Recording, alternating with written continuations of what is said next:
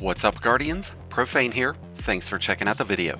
Festival of the Lost is returning, and when this free-to-play event goes live, there will be 5 legendary weapons that you'll be able to acquire. 4 that have seen new traits added to their loot tables, and 1 brand new weapon, a double-burst shotgun called the Arcane Embrace.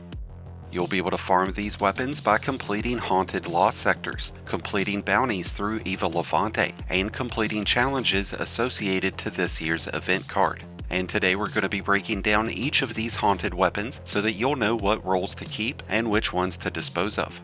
All of these weapons come with a Search Party origin trait, although a few of them have some alternate options. Search Party decreases the time that it takes to aim down sights by 10%, and you'll have increased movement speed when using this weapon, but only when there's no allies within 15 meters. Not the greatest weapon trait, but it can certainly come in handy when running content solo. The first weapon that we'll be looking at is the Braytech Werewolf.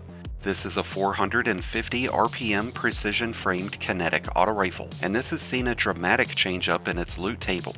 It now offers options of Zen Moment, Subsistence, Rewind Rounds, Pugilist, Overflow, Lone Wolf, and Dynamic Sway Reduction in its third column, with Kinetic Tremors, Desperate Measures, Onslaught, Target Lock, Tap the Trigger, Swashbuckler, and Kill Clip, all in the fourth column.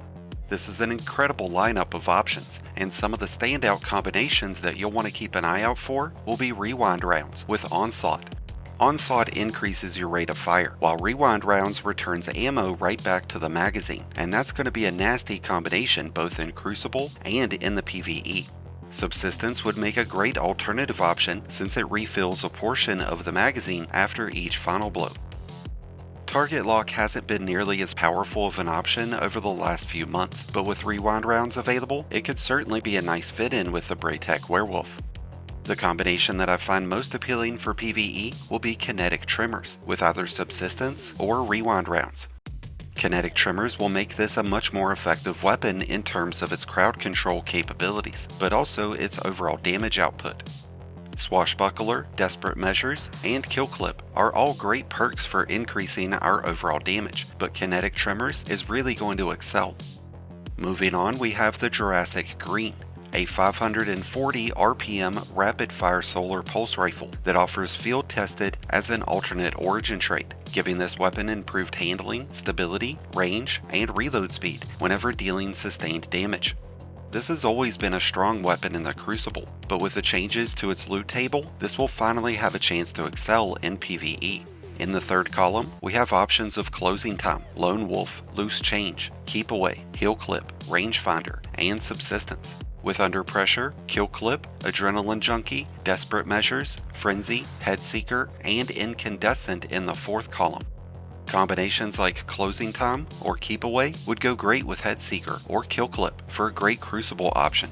But with Heal Clip and Incandescent as an option, this will be a really nice addition to a lot of in-game loadouts.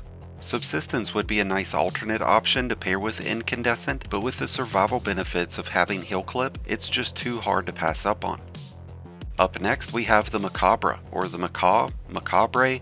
I don't know how to pronounce this one right. I always get told that I'm pronouncing it wrong, no matter which way I try it. This is a 72 round per minute aggressive framed arc sniper rifle that has a unique appearance and a very unique sound.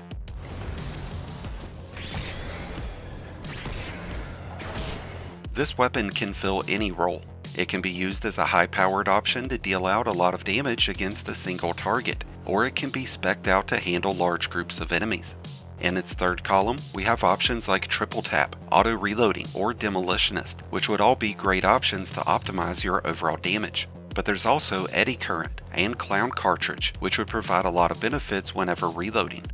In the fourth column, this offers Discord, High Ground, Opening Shot, Volt Shot, Vorpal, Adrenaline Junkie, and High Impact Reserves.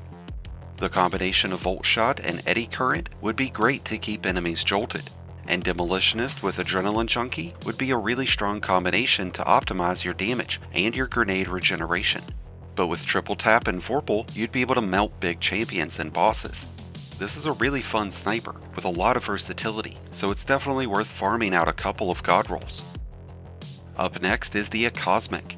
This is a 150 RPM rapid fire framed heavy grenade launcher, and it's in a really interesting position because with some of these new trait combinations, this could easily become a top tier DPS option.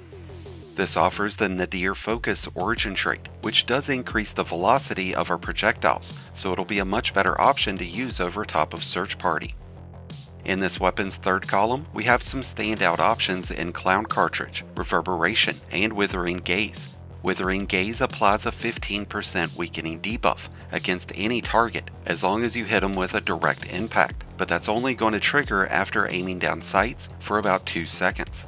With Concussive Reload as a current artifact option, this isn't nearly as beneficial, but in the future, it could certainly make an impact. In the fourth column, we have options of Cascade Point, Deconstruct, Explosive Light, Destabilizing Rounds, Chain Reaction, and Bait and Switch. There's some really impressive options here, but the one that I think most players will be hunting for will be the combination of Clown Cartridge and Bait and Switch. Clown Cartridge could put as many as 9 rounds into the mag, which would really pump out a lot of damage when paired up with a 30% bonus in damage. I really like Destabilizing Rounds and Chain Reaction, but I find those to be traits that I'd rather have on a breech-loading grenade launcher. Next up is our final haunted weapon, the Arcane Embrace. This is a brand new weapon, so we don't have any current footage to show you, but we do know that this is a 63 round per minute heavy burst shotgun, which fires 2 rounds at once, and you'll also receive reduced flinch whenever using this weapon. It's got some pretty good base stats, but with it being a completely new archetype, we just don't have anything to compare it with. In this weapon's third column, we have options of Air Trigger, 4th times the Charm, Grave Robber, Lone Wolf, Slide Shot, Dual Loader, and Threat Detector. With Closing Time, Outlaw, Precision Instrument, Surrounded, Tap the Trigger, Swashbuckler, and Volt Shot in the fourth column. The big standout combination here is 4th times the Charm and Precision Instrument. Landing 2 consecutive precision shots will return 2 rounds back to the mag, which means we would get 1 full shot back, since this weapon fires 2 bullets at once. And by landing sustained damage, we'll build up a stacking bonus that maxes out with a 25% bonus in precision damage. So this could become a really strong option for up-close DPS situations. The combination of Volt Shot with either Dual Loader or Threat Detector will be very strong against big groups of enemies. The Arcane Embrace comes with top-notch reload speed as it is, so having either option will improve our ability of spreading Jolt. And with that, we've now covered all 5 of the new Festival of the Lost weapons, and the God Rolls that you'll want to keep an eye out for. I'd love to hear your thoughts about these weapons, the return of this year's festival, and the current state of Destiny. Let us know what you think down below. Thank you as always for checking out the video. If you enjoyed and found it helpful, then be sure to hit that like button below, along with the subscribe button if you're new. Both are greatly appreciated, and both really do help support the channel. And until next time, Guardians, this has been Profane, wishing you all some happy hunting.